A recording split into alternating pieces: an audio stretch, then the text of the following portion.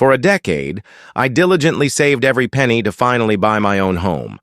My sister, who I'll call Clara, brazenly demanded my life savings for her divorce lawyer, then showed up at my workplace attempting to sabotage my career.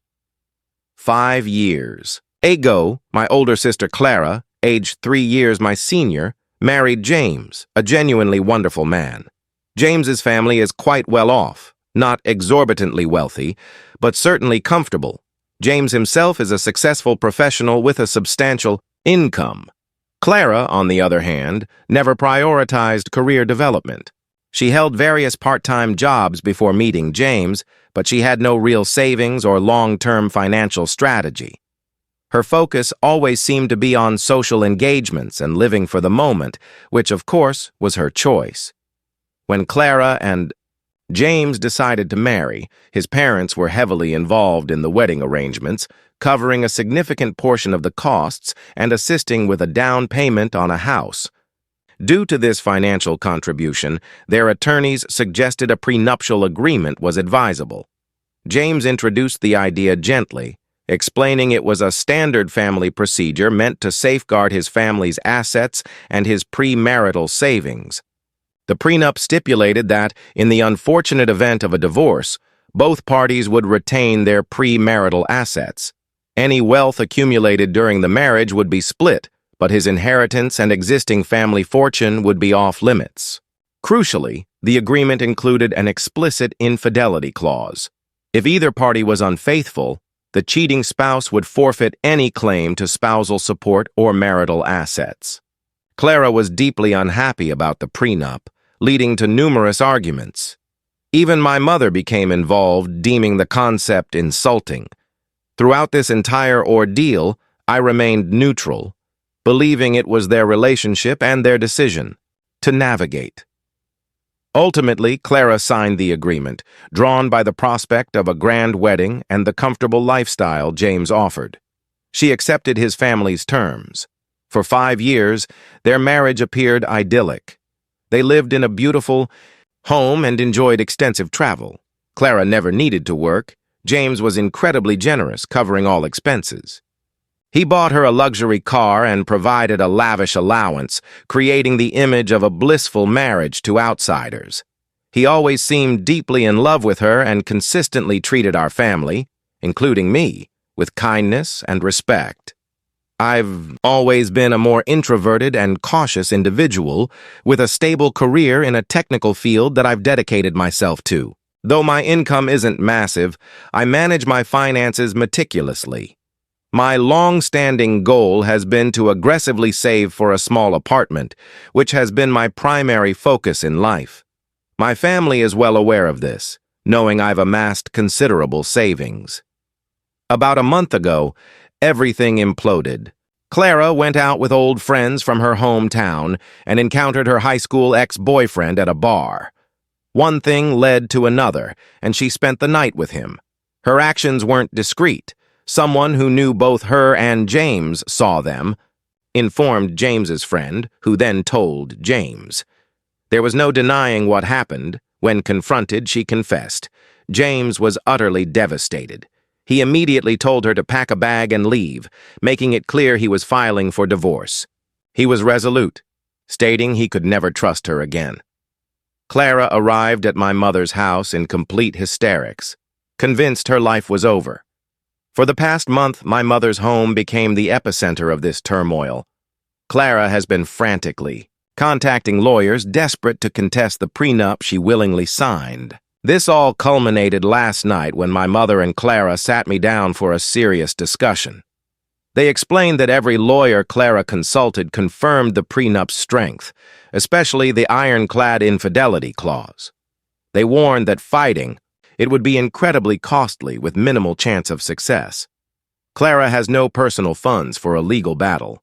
Despite James's generous allowance, she spent it all on clothes, salon visits, and dining out. She then revealed her only option, a highly aggressive, expensive lawyer specializing in challenging such agreements. This lawyer thinks there's a slim chance of arguing for some sort of settlement, she said, but it means a long, messy court battle. Then came the bombshell. She needed $50,000 for the lawyer's retainer and upcoming fees. She looked directly at me, with my mom nodding in silent agreement, and asked for the money from my personal savings. I paused, trying to comprehend what I'd just heard. They wanted me to hand over the money I'd painstakingly saved for my apartment, the fruit of a decade of hard work, so my sister could attempt to extract funds from the man she'd cheated on.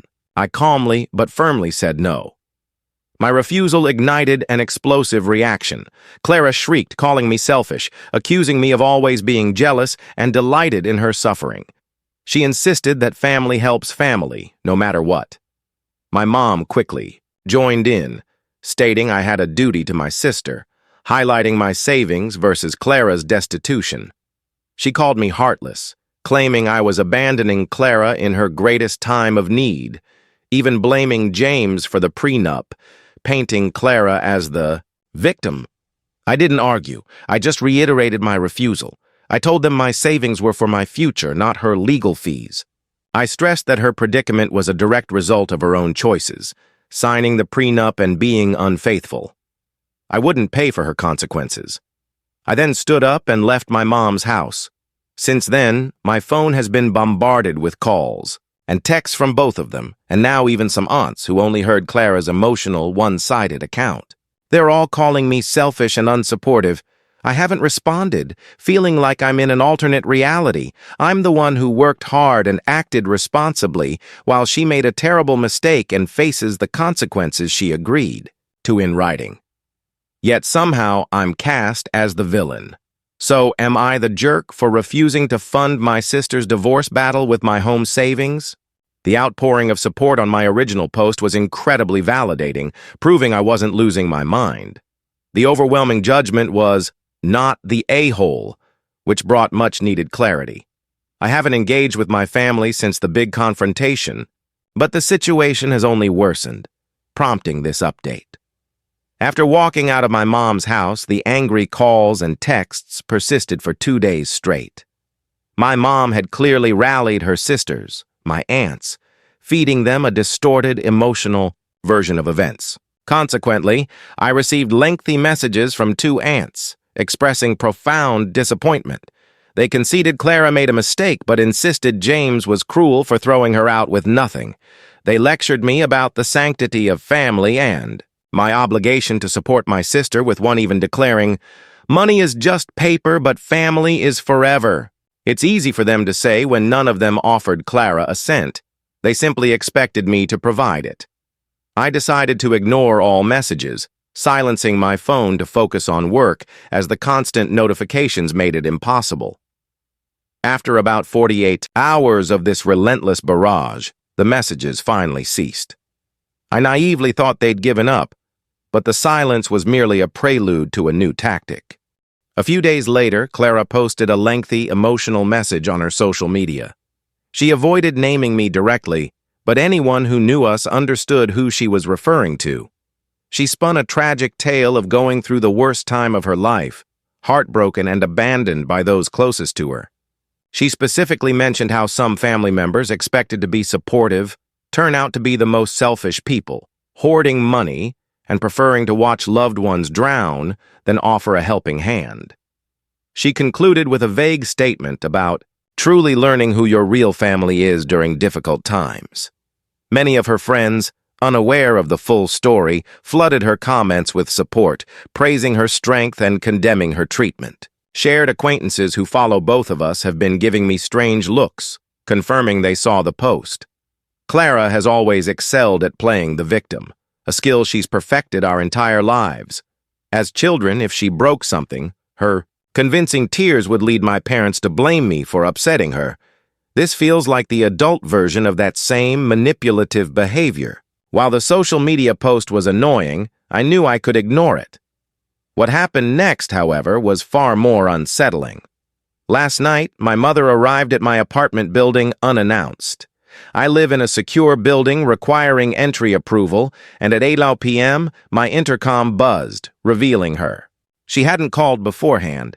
She simply appeared. I hesitated to let her in, but didn't want a scene in the lobby from my neighbors, so I buzzed her up. The moment she entered, she resumed her plea, though this time without yelling. Tears streaming, she claimed Clara wasn't eating, cried all day, and worried about her mental health. She accused me of being cold, saying my refusal was pushing Clara over the edge. She informed me James had officially served Clara with divorce papers and canceled her credit cards, leaving her entirely dependent on my retired mom, who lives on a fixed income. She then circled back to my savings. You have all this money, just sitting there doing nothing while your sister is suffering. You can always make more money, but you only have one sister.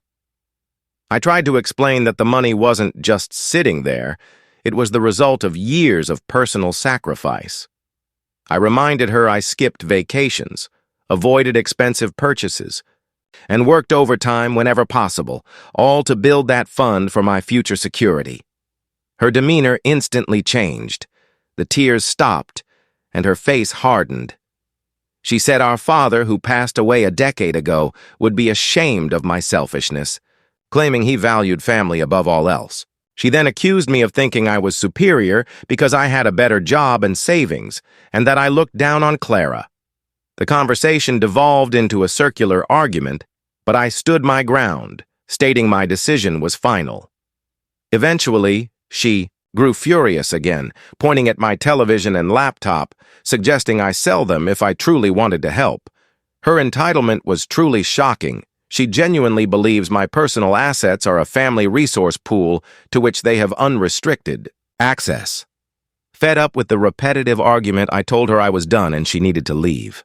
She flatly refused, sitting on my couch and declaring she wouldn't leave until I agreed to help Clara. I then warned her I'd call building security if she didn't comply. That finally prompted her to stand. She approached me closely and, for a moment, I feared she might become physical.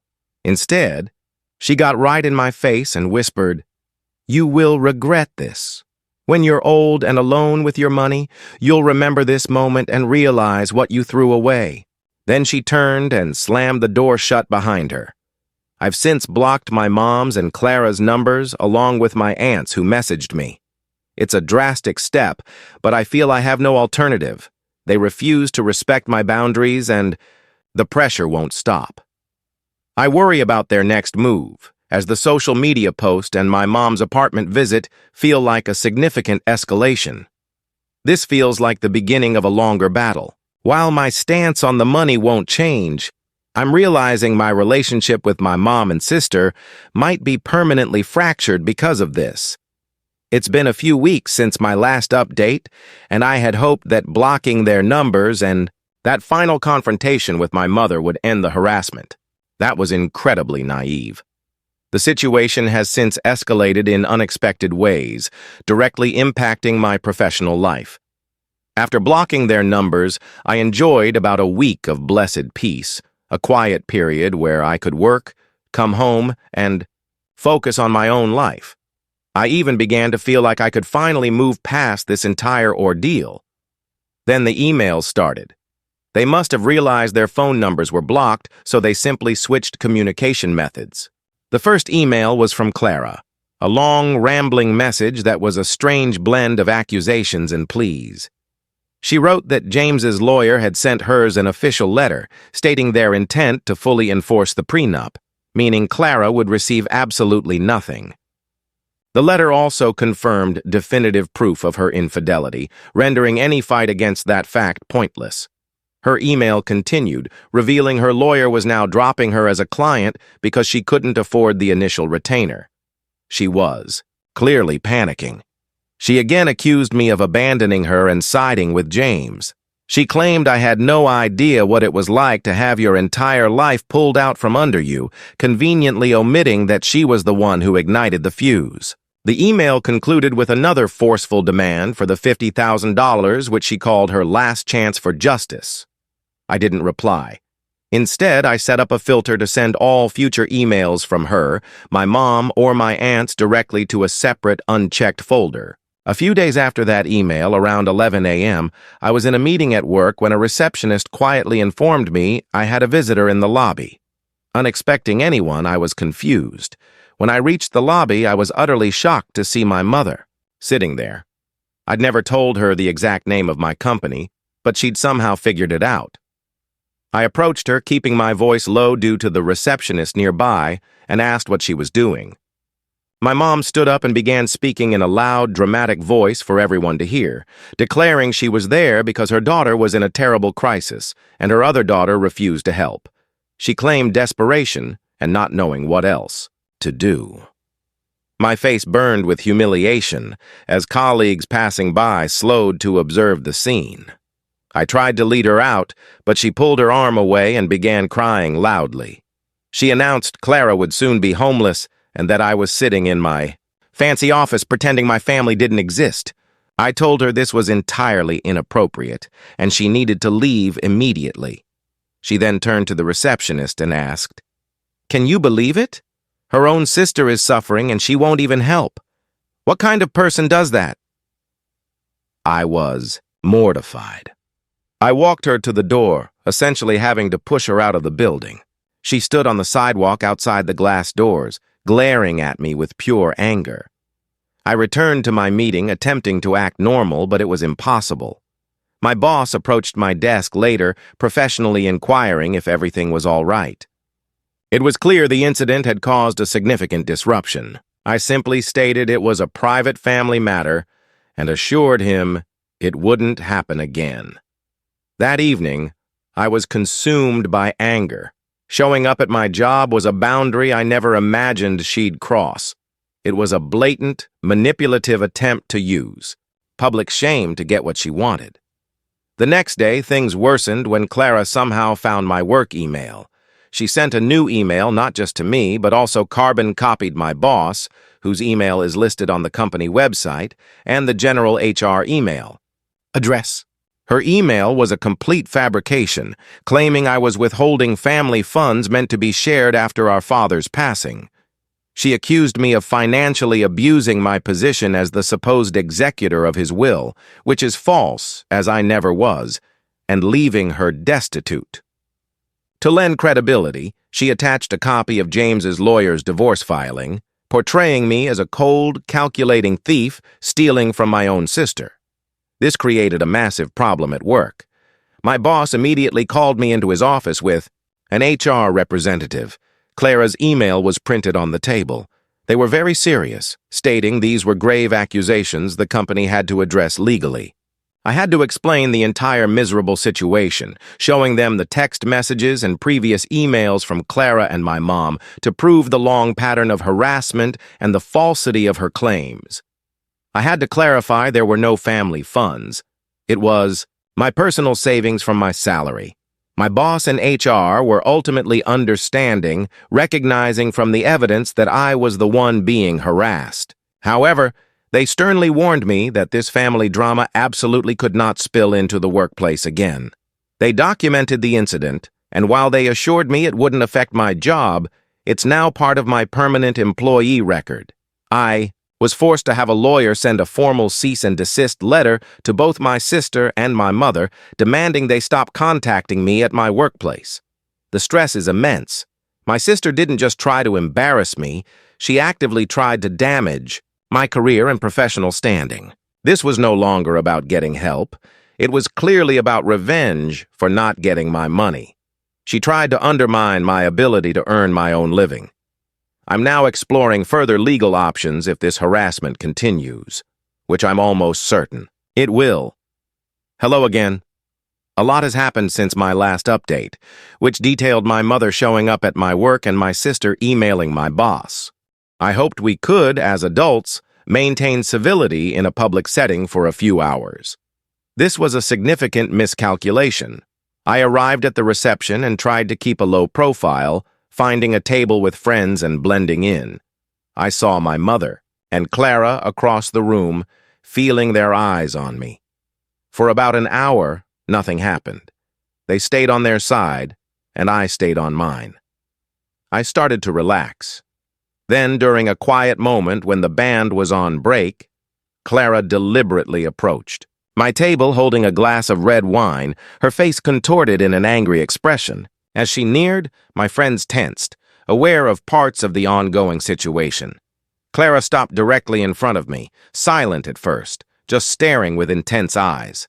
Then she spoke. She mentioned seeing on social media that I was buying an apartment. A mutual friend must have mentioned it. She then said it must be nice to buy a home while she was about to be kicked out of my mom's house because my mom could no longer afford to support her. I didn't engage, simply looking at her and stating this wasn't the time or place. Her eyes narrowed. "You have no heart," she spat. "You're just like our father, cold and selfish." The mention of our father, especially in that context, was a deeply low blow, the same line my mother had used before, clearly their favored weapon. At that point, I stood, telling her I was leaving, unwilling to cause a scene at my cousin's wedding. As I turned to walk away, she did something unimaginable. She threw her entire glass of red wine all over me. The dark liquid instantly soaked my light-colored dress, utterly ruining it. Gasps erupted from my table, and people at nearby tables turned at the commotion. I was stunned for a second, then a surge of anger washed over me, and I turned back to face her. Before I could speak or act, she lunged, trying to scratch my face, screaming about how I'd ruined her life. It was a complete public meltdown in the middle of the wedding reception. My friends and a couple of my cousin's groomsmen jumped up, managing to pull her off me while she screamed and struggled. My mother then rushed over, not to control her daughter, but to defend her actions. She immediately started yelling at me, demanding to know what I'd said to provoke Clara, trying to blame me for being physically attacked. The scene devolved into pure chaos, and my cousin, the bride, was in tears, watching her wedding get destroyed. Her new husband looked absolutely furious at the disruption. Their behavior completely ruined the wedding. Venue security eventually arrived and escorted both Clara and my mother out of the building, shouting insults all the way. I was left standing there, covered in wine, shaking with anger. My cousin and her husband came over to apologize to me, which was absurd because it wasn't their fault. I told them I was fine and that I was so sorry their special day had been ruined by my family. I left shortly after. The next day, I had visible scratches on my arms and neck from where Clara had grabbed me. I went to the police station and filed a formal report for assault against her, providing names of witnesses from my table and contact information for the venue's security team. I am done being passive. My sister physically attacked me, and my mother enabled and defended it. This is no longer just a family dispute about money. It's a serious matter of my personal safety. I've also contacted a lawyer about obtaining a restraining order against them, and that process has begun. I never imagined I'd take legal action against my own sister and mother, but their escalating behavior has left me no choice. They've harassed me, tried to ruin my career, and now they've physically assaulted me in public. There's no turning back from this point. Any possibility of reconciliation, however remote it seemed, is now completely gone. They've shown me their true colors, and my priority now is to protect myself, legally and physically. This will be my final update on this entire matter. The events of the past few months have finally concluded, though not happily. I'm writing this primarily for my own closure, and to document the final outcome for anyone who has followed this difficult story. After the assault at my cousin's wedding, I pursued the legal actions I mentioned in my last post. The police report I filed led to official assault charges against Clara, especially since there were ample witnesses willing to give statements about what they saw. The legal process is slow, but it's progressing as it should. I also successfully obtained a restraining order against both Clara and my mother, which a judge granted after hearing my testimony and reviewing all the evidence I provided.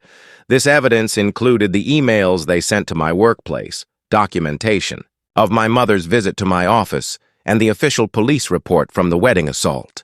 They are now legally required to stay away from me, my home, and my workplace, and are prohibited from contacting me directly or indirectly. It may just be a piece of paper, but it establishes a clear legal boundary with severe consequences if crossed. The closing on my apartment proceeded without issues, and I now live in my own home. It's a small space, but it's mine. More importantly, it's a quiet, safe haven where no one can show up unannounced to harass me. The process of moving and settling in has been a welcome distraction from everything else, and it feels like the sole positive outcome of this entire miserable year. The aftermath within our wider family has been grim and disheartening to witness. My mother and Clara have become completely isolated. After their spectacle at the wedding, no one is taking their side anymore. My aunts, who were so quick to express their disappointment initially, have gone completely silent. I heard through my cousin that my mom has been calling them, attempting to get them to intercede on her behalf or lend her money, but they've all firmly refused any further involvement. Clara's divorce from James is now final. As everyone expected, the prenup was fully enforced. She received none of his assets and no spousal support. I heard she even had to sell the car he'd given her just to cover some initial legal consultations and basic living expenses. My mother's financial situation is also dire. On a fixed retirement income, she simply cannot afford to indefinitely support another adult. From what my cousin has told me, their relationship is now highly strained, and they're living together in my mom's small house, where stress and resentment are constant, leading to frequent loud arguments.